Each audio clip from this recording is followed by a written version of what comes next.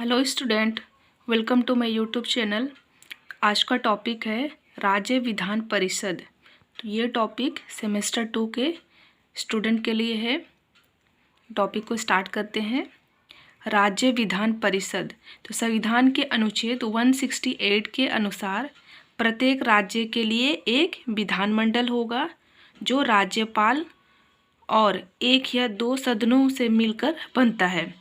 जहाँ किसी राज्य के विधानमंडल के दो सदन होंगे वहाँ एक विधान परिषद और दूसरा विधानसभा के नाम से जाना जाएगा। तो इस प्रकार संविधान के द्वारा प्रत्येक राज्य के लिए एक विधानमंडल की व्यवस्था की गई। ये तो बस विधानमंडल के बारे में बता रहे हैं। इसके बारे में अनुच्छेद 168 में दिया हुआ है और हम लोग आज पढ़ रहे हैं विधान परिषद। तो इसके बारे में 169 में इसका वर्णन किया गया है।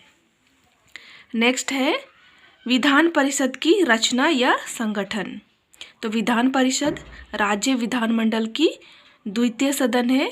इसको हम लोग उच्च सदन भी बोल सकते हैं और यह सदन विधानमंडल के प्रथम सदन की अपेक्षा कम महत्वपूर्ण है।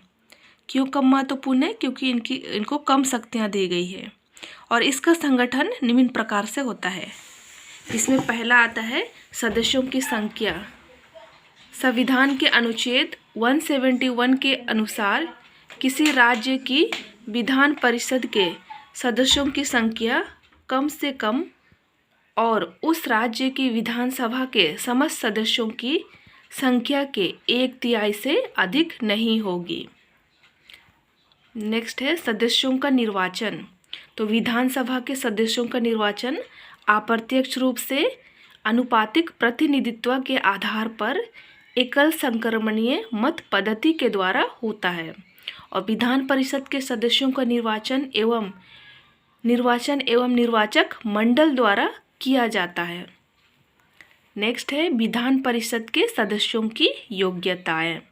तो संविधान के अनुच्छेद 173 की व्यवस्था के अनुसार विधान परिषद के उम्मीदवार के लिए निम्नलिखित योग्यताएं होना जरूरी है, जिसमें पहला है कि वो भारत का नागरिक होना चाहिए, वह कम से कम 30 वर्ष की आयु पूरी कर चुकी हो।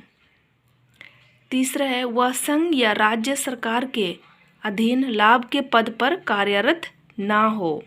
फोर्थ है वह संसद द्वारा निर्धारित अन्य सभी योग्यताएं रखता हो। नेक्स्ट है कार्यकाल। तो संविधान के अनुच्छेद 173(2) की व्यवस्था के अनुसार विधान परिषद की एक अस्थायी सदन है। यह सदन कभी भंग नहीं होता है। इसके 1/3 सदस्य प्रति 2 वर्ष के बाद या 2 वर्ष के उपरांत अवकाश ग्रहण करते रहते हैं और उसके स्थान पर नवीन सदस्य निर्वाचित होते रहते हैं। और इस प्रकार प्रत्येक सदस्य का कार्यकाल कितना होता है? 6 वर्ष होता है। लेकिन कोई भी सदस्य त्यागपत्र देकर समय से पूर्व भी अपना पद छोड़ सकता है। नेक्स्ट है विधान परिषद की शक्तियां एवं कर्तव्य। तो विधान परिषद की प्रमुख शक्तियां एवं कर्तव्य हम लोग देखेंगे, जिसमें पहला है विधि निर्माण संबंधी शक्तियां।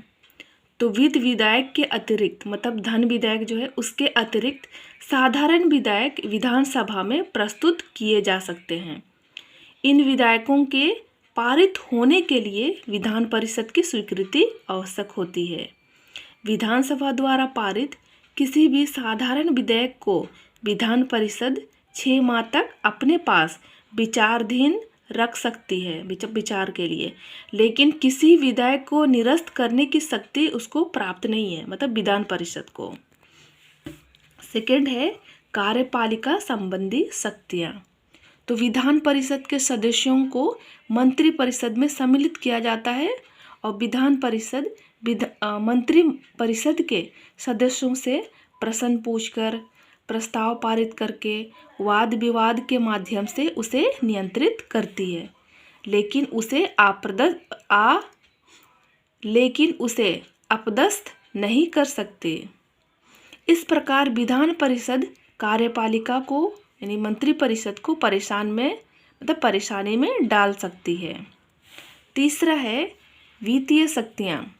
तो विधानसभा द्वारा पारित वित्त विधेयक जब विधान परिषद को उसकी सिफारिशों के लिए भेजा जाता है तो 14 दिन की अवधि में विधान परिषद को अपनी सिफारिशों के साथ उस विधेयक को विधानसभा को लौटाना पड़ता है। और यदि इस अवधि में विधान परिषद उक्त विधेयक को अपनी सिफारिशों के साथ विधानसभा में नहीं लौटाती है तो वित्त विधेयक उसी रूप में दोनों सदनों द्वारा पारित समझा जाता है जिस रूप में उसे विधानसभा ने पारित किया था। तो इस प्रकार विधान परिषद की उपर्युक्त लिखित शक्तियों से स्पष्ट होता है कि यह विधानसभा की तुलना में एक शक्तिहीन सदन है, मतलब कम शक्ति उसको मिला है, इसलिए शक्तिहीन सदन बोला गया है।